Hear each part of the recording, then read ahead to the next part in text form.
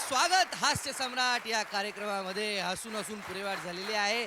मी तुम्हाला म्हटलं होतं कुठेही जाऊ नका, नाही का नायगावकर साहेब? मी म्हटलं होतं त्यांना कुठेही जाऊ नका. नाही खरं आहे. ऑफिसमध्ये एक माणूस त्या दिवशी आला नव्हता का हो, काल आले नाहीत. नाही म्हणे टीव्हीवर सांगत होते की कुठेही जाऊ नका म्हणून वगैरे. असं होतं हो काय. आता येत आहे आपला दुसरा स्पर्धक पुण्याहून, थेट पुण्याहून विजय राऊत.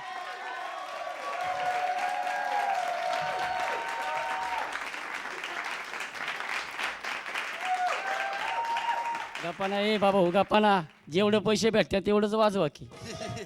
एका पैशात किती कामं करता. मला सांग विजय, तू काय करतोस? तसं पाहिलं तर मी कार्यक्रम सोडून माझं लॉन्ड्री हा व्यवसाय आहे. लॉन्ड्री व्यवसाय? हो हो. किती धुता?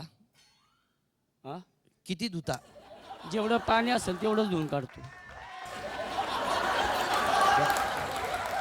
तर आपण त्याला शुभेच्छा देऊया. All the best. Ram Ram मंडळी. यायला तसा मला उशीरच झाला. काय झालं, मागं आमचं लग्न झालं. आमचं म्हणजे माझं आणि माझ्या बायकोचं.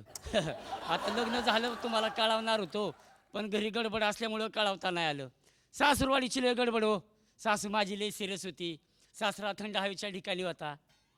थंड हवेच्या म्हणजे माथेरान महाबळेश्वरला नव्हता, आयशूला पडला होता. त्याच्यामुळं काय कळवता आलं नाही. पण काय म्हणा मंडळी, सासरं एवढं आजारी असताना सासरीने माझं काय थाटात लग्न लावून दिलं. बाबा बाबा बाबा बाबा, काय माझ्या लग्नातला मांडव, काय लायटिंग, काय वाजंत्री, काय घोडे, काय जेवायच्या पंक्ती.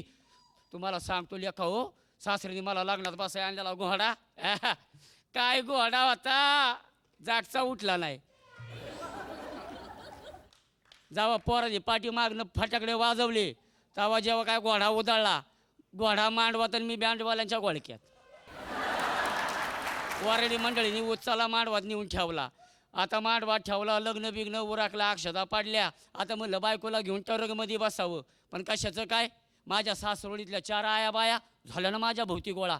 म्हणलं हो पाहुणं कुठं निघाला, एवढं थाटात लग्न केलं आणि साधं नाव तरी घेतलंय का लग्नामध्ये. म्हणलं बघा बाय हो, हे माझं पहिलंच लग्न आहे आणि नाव घ्यायचं काय मला अनुभव नाही. तुमच्या आयाबाईची लग्न झाल्यात, तुम्ही एखादं नाव घ्या. तुमचे नाव ऐकले म्हणजे मी नाव घेईन. जसं त्या बायाला म्हणलं नाव घ्या, तशी एक एक कुलवरी पुढं आली आणि माझ्या लग्नात नाव घ्यायला सुरुवात केली. पहिलीच कुलवरी आली, तिला हिंदी पिक्चर, हिंदी नाट्यालय आवडत होत्या, मग तिने हिंदी नाट्यावरती नाव घ्यायला सुरुवात केली.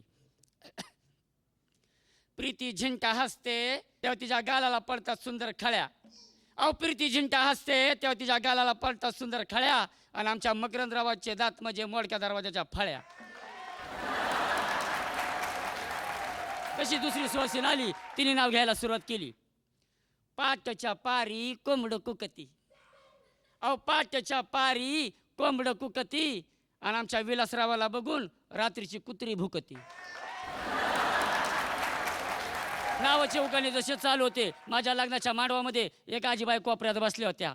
आता आजीबाईंनी जशी नाव ऐकली, आजीबाई काठी टेकवत टेकवत माझ्यापाशी आली. आता त्या आजीबाईचे मालक जुने क्रिकेटवीर, त्याच्यावरती त्यांनी उखाणा घेतला. किती जमवले रन, किती मिळवल्या ढाली. अहो किती जमवले रन, किती मिळवल्या ढाली. आता शामरावांना पहिल्यासारखं होत नाही, कारण खेळपट्टीच खराब झाली. आजीबाईचा जसा उखाणा ऐकला तसं बायकोला उचलली, ट्रकमध्ये कोंबली. बायकोला घेऊन डायरेक्ट घराकडे निघणार, तेवढ्या सासऱ्याने ट्रक थांबला. ए थांबा थांबा थांबा थांबा, खाली उतरा खाली उतरा खाली उतरा. म्हणलं काय झालं? अहो म्हणले पाहुणं, तुम्ही काय नेहमी नेहमी मुंबईत येणार आहे का? हां अहो तुम्ही पहिल्यांदा मुंबईत आलाय, मुंबईत लग्न लावले, तर हातासरशी मुंबईत हानिमून करा, नंतर जा गावाकडं. आता म्हणलं सासऱ्याचा आग्रह नाही कसा मानायचा. म्हणलं ठीक आहे करू जीवाची मुंबई. आता म्हणलं मुंबईत हानिमून करायचा खरा, पण झाला प्रॉब्लेम. आमच्या सासऱ्याची 10 बाय 10ची खोली, त्याच्यात माझी सासू सासरा मेवणा मेवणी, लग्नाला आलेले 4 पाहुणे, आणि त्याच्यामध्ये माझा हानी. कसा करायचा मोठा प्रश्न पडला. रात्रीचे 10 वाजले 11 वाजले, घरात गप्पा गोष्टी चालू झाल्या, कोण झोपायचं नावच घ्यायना. माझ्या जीवाची तगमग तगमग व्हायला लागली. म्हणले हे काय मंडळी अशी झोपायची नाही. पडदिशी घराच्या बाहेर आलो, घरातला मेनसूस काढून घेतला खापकीने. जसा मेनसूस काढला तसा घरात अंधार भुडूक. ज्याने त्याने आपला बिछाना धरला, मी पण आपला अंदाज घेतला, जे ते आपलं गोधडीत शिरलं. मी बी आपला चाच पडत कसा बसा बायकोच्या बिछाण्यापर्यंत पोचलो. मग कधी बिछाण्यात शिरलो, कधी हानिमान उरकला, कधी पार झाली, काही कळलंच नाही. पाठू बायकोने आवाज दिला, अहो ऐकताय का?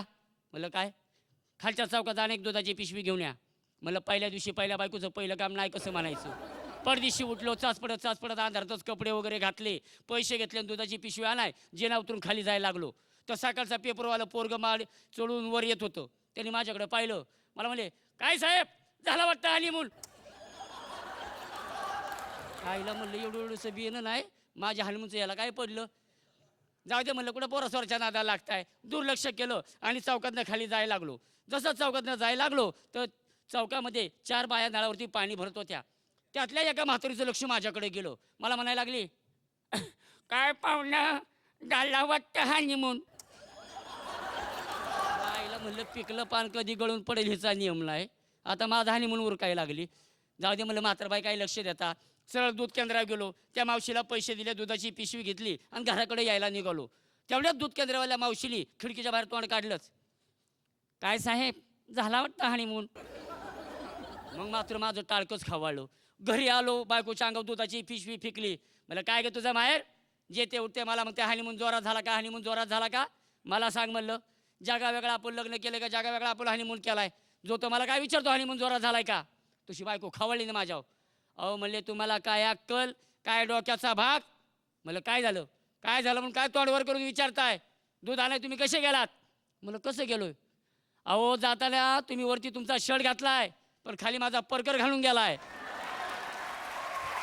वा वा वा विजयराव, क्या बात आहे, वा. धन्यवाद. पाहूयात नायगावकर काका किती गुण देत आहेत. खसखस दिलेले आहेत. बरं, ओके. खुसकुली खसखस दिले आहेत. दोनही परीक्षकांतर्फे खसखस मिळालेली आहे तुम्हाला. धन्यवाद. धन्यवाद, ऑल द बेस्ट. भेटूया एका छोट्याशा हास्य विरामानंतर पुन्हा एकदा हसण्यासाठी.